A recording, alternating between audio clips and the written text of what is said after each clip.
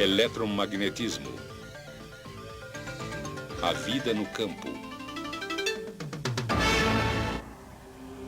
Na Lua, um astronauta é protegido do ambiente hostil por uma roupa espacial projetada cuidadosamente. Ele não precisa se preocupar com o vácuo no espaço ou com as temperaturas extremas da Lua. Mas existe outra ameaça invisível que poderia lhe causar danos: a exposição à radiação de partículas carregadas que fluem para o espaço partindo do Sol. Chamamos esse fluxo de matéria contínuo de vento solar. E uma roupa espacial não protege adequadamente de surtos extraordinários no número de partículas. Há mais que 3.000 anos, astrônomos chineses observaram pontos escuros na superfície do Sol. Hoje sabemos que esses pontos são de fato zonas de intensa atividade magnética. Manchas solares como esta geram outras atividades solares como labaredas e protuberâncias, penachos escaldantes de gás brilhante que às vezes chegam a mais de 150.000 quilômetros acima da superfície do Sol, ou 12 vezes o diâmetro da Terra. Cada erupção solar maciça impele um surto adicional de partículas carregadas para o espaço. Como partículas individuais levam até 2 dias para alcançar a Terra, um aumento no número de manchas e labaredas solares serve de sinal para os cientistas de que o vento solar vai se intensificar, tornando-se uma torrente de radiação mortal em nossa direção. Felizmente para toda a vida na Terra, o campo magnético que envolve nosso planeta nos protege desse perigo. Como?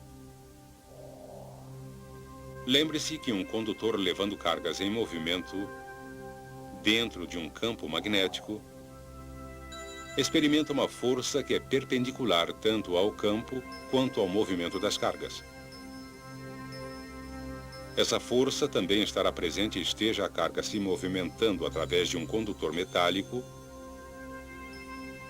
ou livremente no espaço.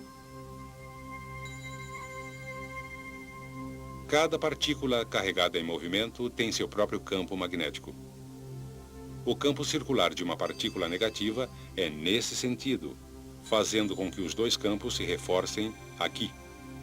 O princípio do motor diz que essa repulsão empurra a partícula negativa para a esquerda. Entretanto, o vento solar consiste de partículas carregadas, tanto negativamente como positivamente, e seus campos magnéticos têm sentidos opostos. As partículas positivas defletem para o outro lado.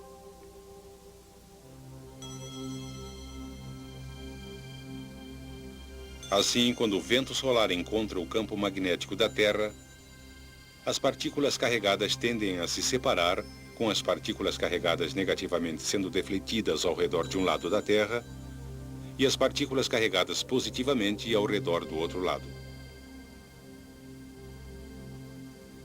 O resultado é que a maioria das partículas é defletida e nunca chega até a superfície.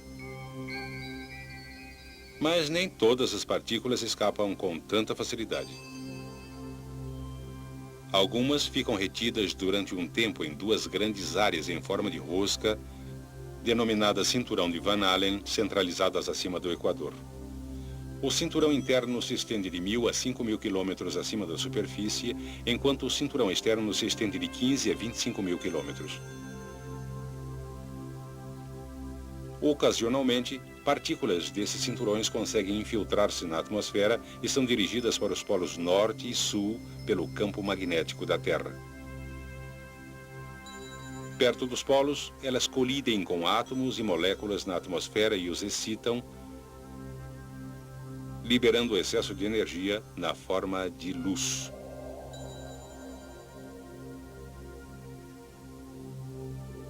No norte, a luz pálida resultante é denominada aurora boreal ou luzes do norte.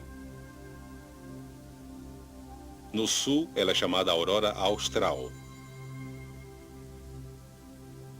É interessante que cada vez que se vêem luzes do norte, elas também aparecem no sul.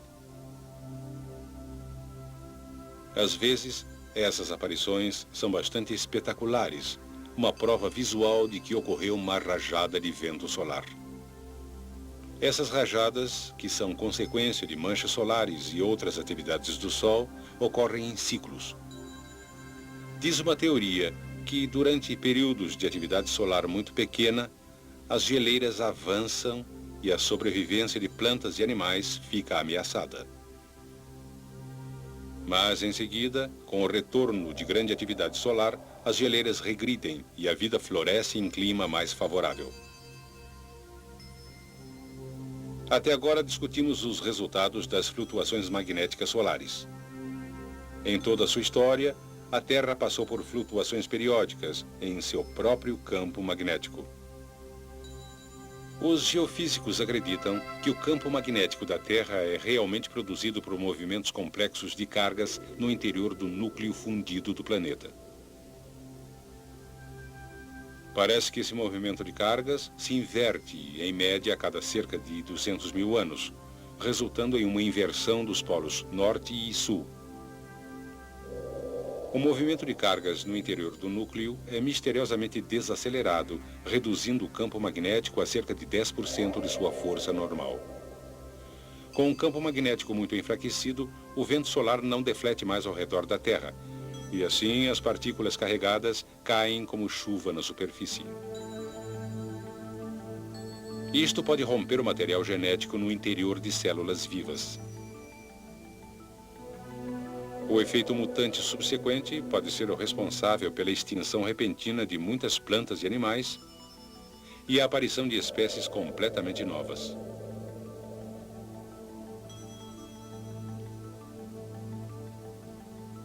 Então, o campo magnético enfraquecido se perde e retorna à máxima intensidade.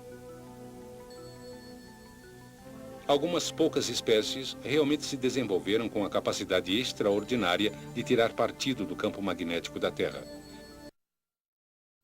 Por exemplo, usam o Sol para a navegação. A facilidade com que elas viajam em dias em que o Sol não aparece é menos conhecida. Entretanto, experiências em que pombas receberam protetores de orelhas contendo minúsculos ímãs mostraram que em dias nublados, quando não podiam depender do Sol para a navegação, elas logo se desorientaram. Quando os protetores foram retirados, essas mesmas aves logo se recuperaram e facilmente chegaram ao seu destino.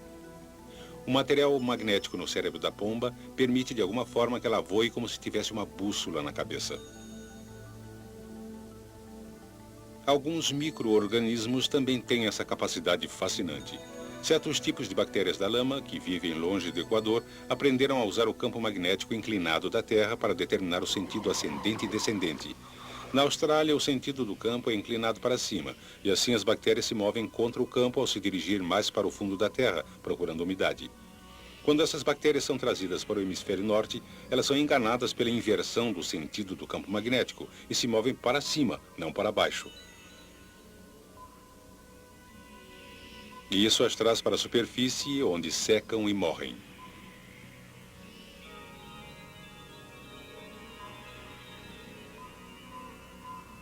Foi a presença de um campo magnético que ajudou a Terra a se tornar um planeta agradável para seres humanos e outros organismos. E foi a compreensão do magnetismo que permitiu a uns poucos corajosos se aventurar a explorar a face desconhecida da Terra.